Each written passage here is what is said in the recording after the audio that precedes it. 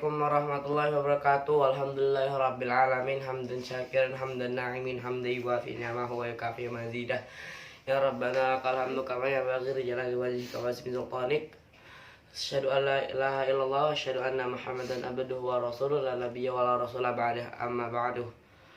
Pertama-tama marilah kita panjatkan puji syukur kita kepada Allah Subhanahu wa taala atas rahmat dan karunia-Nya saya masih bisa membuat video saat ini. Salam, mari kita kecelakaan kepada baginda Nabi besar Muhammad SAW. Karena beliau kita masih bisa menikmati kehidupan sampai saat ini. Pada kesempatan kali ini sekian saya untuk memaparkan tentang materi saya tentang hari kiamat berdasarkan buku yang saya baca. Selanjutnya saya akan memaparkan nama-nama lain dari hari kiamat, tapi hanya beberapa, hanya 5 doang. Yang pertama, hari akhir. Dalilnya adalah zalika yu'adzu bihi ma kana minkum yu'minu billahi wal yaumil akhir. Berdasarkan ayat yang tadi saya baca, hari akhir adalah hari berakhirnya seluruh kehidupan yang ada dalam semesta. Yang kedua adalah Al-Qari'ah, yang artinya bencana memukul. Dalilnya adalah Al-Qari'ah ayat 1 sampai 3. Yaitu Bismillahirrahmanirrahim. Al-Qari'atu mal qari'ah wa ma adraka mal qari'ah. Menurut Al-Qurtubi menyatakan kenapa dinamakan seperti itu, karena untuk menggambarkan kengerian-kengeriannya yang memukul. Kengerian-kengeriannya memukul hati hingga bergetar. Yang ketiga adalah Yaumul Fasl, artinya hari-hari keputusan. Dalilnya adalah Al-Mursalat ayat 38. Hadza yaumul fasli jama'nakum wal awwalin. Dinamakan seperti itu karena pada hari itu Allah memberi keputusan apa yang mereka pertentangkan selama di muka bumi. Yang keempat adalah Yaumuddin, hari pembalasan. Dalilnya adalah Al-Infitar. Wa innal fujjara lafi jahim yaslaunaha yaumaddin. Wa ma adraka ma yaumuddin. Summa ma adraka ma yaumuddin. Yauma la tamliku nafsun li nafsin syai'a wal amru yauma idzin lillah. Pada hari itu segala amal baik dan amal buruk manusia walaupun sekecil zarah pun akan dibalas oleh Allah. Yang kelima adalah As-Sakhah. Dalilnya ada di surat Abasa.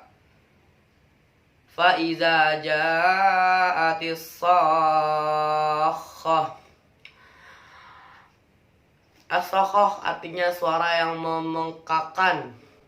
Apa yang dimaksud dengan memengkakan itu adalah suara trompet yang ditiup oleh malaikat Israfil pada pertanda hari kiamat. Selanjutnya saya akan memaparkan tanda-tanda hari kiamat yang terjadi di zaman Nabi dan zaman sekarang. Yang pertama ada diutusnya Nabi Muhammad. Diutusnya Nabi Muhammad adalah salah satu pertanda telah menuanya alam semesta ini. Menurut para ulama, diutusnya Nabi Muhammad adalah salah satu pertanda hari kiamat. Sangat penting untuk diketahui, Allah mengutus Nabi dan Rasulnya kepada kaum untuk mengajak mereka untuk beriman kepada Allah.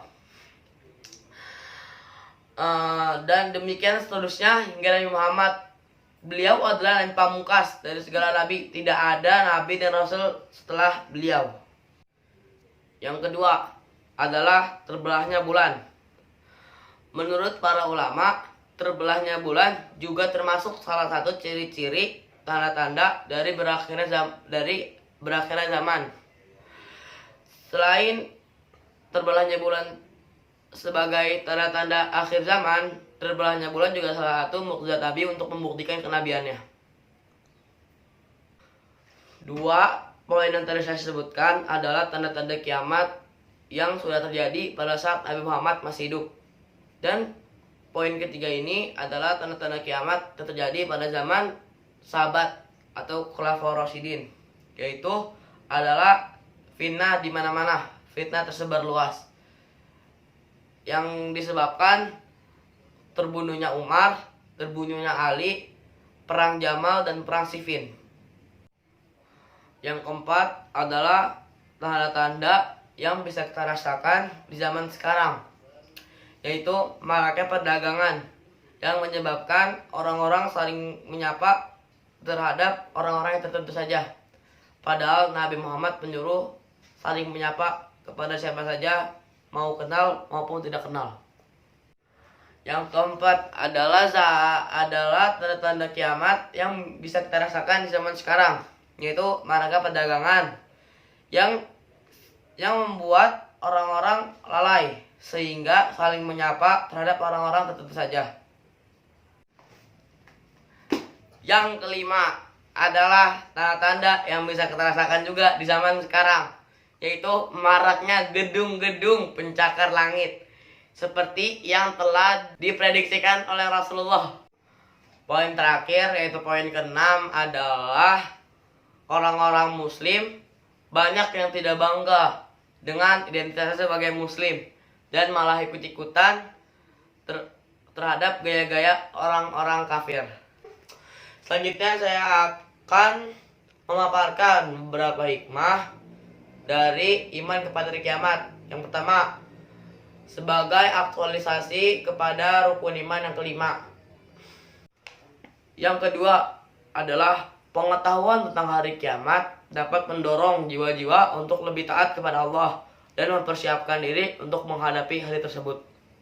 Yang ketiga, sebagai bukti pembenaran risalah Rasul tentang perkara gaib.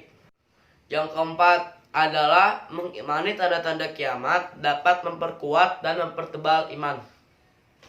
Yang kelima adalah untuk memenuhi fitrah manusia, karena pada dasarnya manusia mempunyai sifat serba tahu dan ingin tahu.